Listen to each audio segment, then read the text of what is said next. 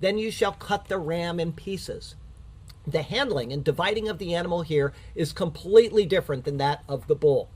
There were a few expressly named parts of the bull which were to be burned on the altar, but its flesh, hide, and offal were to be burned outside the camp as a sin offering.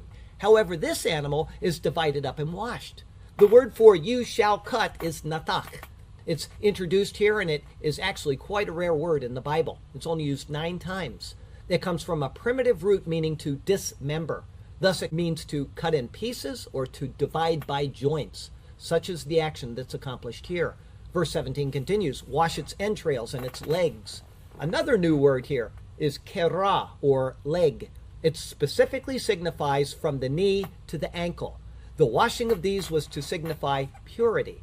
In picture, it is the purity of Christ which will be offered on the altar.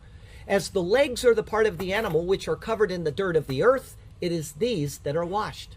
In this, it would cleanse the externally defiled parts. This is seen in the washing of the feet throughout all of the Bible, which is symbolic of washing away worldly defilement.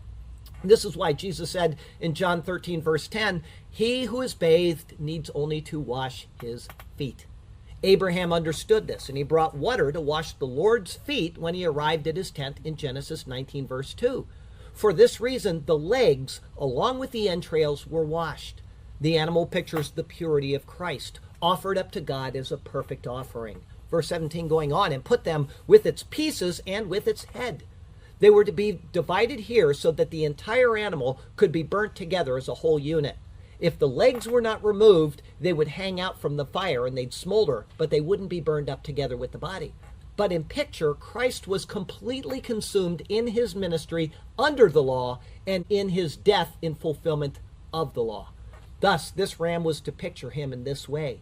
Once it was cut up, its body was to be treated in a completely different way than that of the bull from last week, as we see next. Verse 18.